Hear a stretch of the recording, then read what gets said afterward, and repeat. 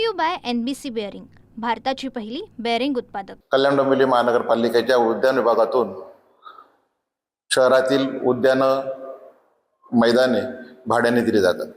आजचे शहरातील मध्यवर्ती ठिकाणी असलेलं मॅक्सी ग्राउंड म्हणजे यशवंतराव क्रीडा संकुल, या संकुलातील आजची जी परिस्थिती आहे, या यशवंतराव क्रीडा संकुलात व्यावसायिक मेळ्यासाठी कल्याण डोंबिवली महानगरपालिकेने गेल्या 1 महिन्यापूर्वी परवानगी दिली होती। गेल्या 1 महिन्यापासून साधारणतः तो मेळा तिथे सुरू आहे, तो आस्थागायत सुरू आहे। आस्थागायत त्यांच्या झोपड्या, पडलेला कचरा, घाण, माननीय माझे आमदार नरेंद्र पवार व आमदार सुलभाताई गायकवाड यांच्या प्रतिमा लागलेल्या या मेळ्यात अनेक लहान बालकामगारांकडून ते झोपाळे फिरून घेणं, कुठल्याही प्रकारचं हायजेनिक न पाळणं, रस्त्यावर मैदानामध्ये प्रचंड प्रमाणात कचरा करणं, या प्रकारची परिस्थिती आहे।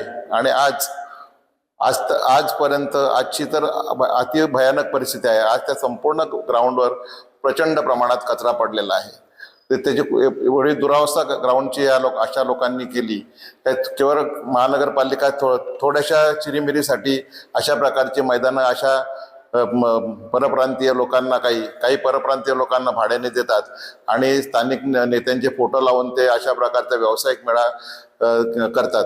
आजच्या या व्यावसायिक मेळाव्यात खऱ्या अर्थाने नागरिकांना गेल्या महिनाभरापासून प्रचंड त्रास होतो। शहराच्या मध्यवर्ती ठिकाणी असलेले मैदान पूर्णपणे परिसरातील नागरिक डीजेच्या कर्कश आवाजाने, झोपाळ्यांच्या आवाजाने प्रचंड लोक त्रासलेले आहेत।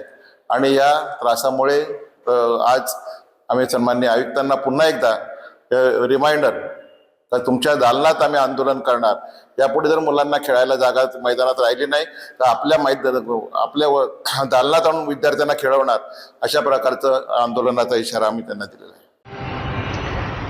नाही, हा कार्यक्रम जो होता, जे महिला बचत गट आहेत त्या महिला बचत गटाचे जे वेगळे प्रॉडक्ट आहेत ते विकण्याच्या संदर्भातला हा कार्यक्रम होता, अशी माझी माहिती आहे। आणि महिला बचत गटांना मार्केट उपलब्ध व्हावं, त्यांच्या मालाची विक्री व्हावी, त्यांच्या प्रॉडक्टविषयी लोकांना माहिती व्हावी, असा शुद्ध हेतू ठेवून काही महिला संघटनांनी या महिला बचत गटांना एक रोजगाराकरता संधी उपलब्ध करून दिली होती यशवंतराव चव्हाण पटांगणावरती।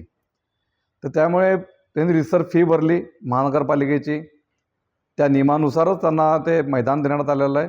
आणि महिला बचत गटांना आणखीन मैदानं नाही आहेत ना, या मैदानावरती त्यांनी केलं आहे। फक्त त्यातली एक अस्वच्छता जी प्रामुख्याने दिसून आली, त्या बाबतीमध्ये निश्चितपणे महानगरपालिकेच्या अधिकाऱ्यांनी संबंधित जे संघटनेचे पदाधिकारी आहेत त्यांना समज दिली पाहिजे। त्यांच्याकडे जी फी आकारणी करून घेतली जाते त्याच्यामधून ती स्वच्छता देखील निश्चितपणे करून घेतली पाहिजे, अशा प्रकारची माझी भूमिका आहे। Brought to you by NBC bearing, भारताची पहिली बेअरिंग उत्पादक।